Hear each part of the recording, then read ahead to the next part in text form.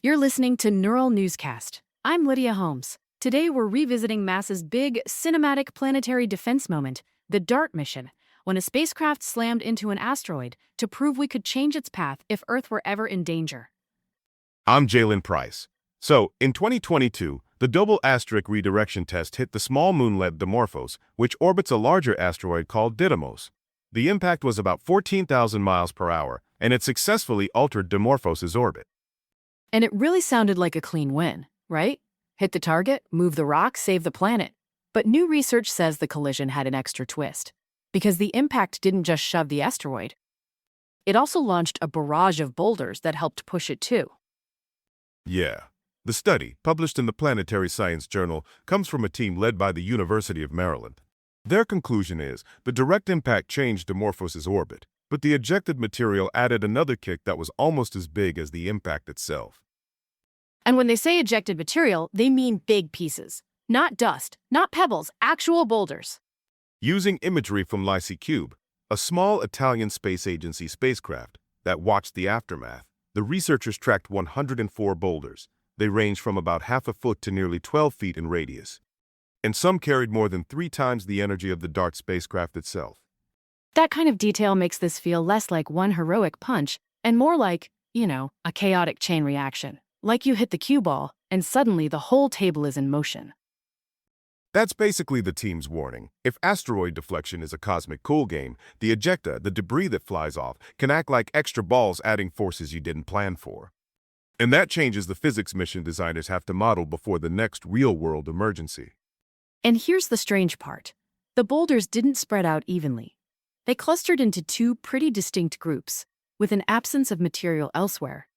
So the debris pattern looked organized, not random. Right, and the researchers say that suggests something unknown influenced how the material flew off. One hypothesis is DART's solar panels struck 2 large boulders on the surface right before the main body hit, which could have changed how energy transferred and shaped the ejecta into those clustered strings. So, instead of a smooth, predictable surface, Dimorphos may have been more like a rocky pile with big chunks. And that matters. Because if the surface is uneven, the outcome of a deflection attempt could be uneven too. Exactly. If an asteroid were actually headed toward Earth, you'd need to move it a specific amount, in a specific direction, on a specific timeline, and small uncertainties can compound. The point isn't that DART failed, it's that future deflection missions have to account for subtleties like surface composition, boulder distribution, and debris recoil. The good news is the story isn't over. Europe's Hera mission is scheduled to rendezvous with the Didymos and Dimorphos system next year, and that should give scientists a much closer look at the crash site and its long-term effects.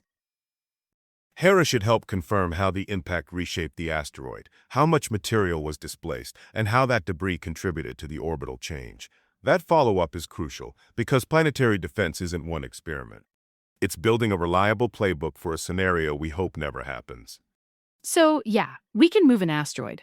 But the new takeaway is when you do it, the asteroid can push back in complicated ways, throwing off debris that adds its own shove.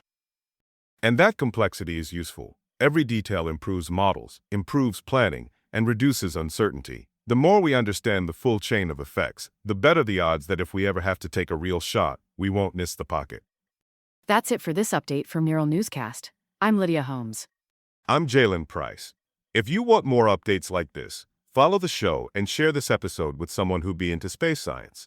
Neural Newscast is AI-assisted, human-reviewed. View our AI transparency policy at neuralnewscast.com.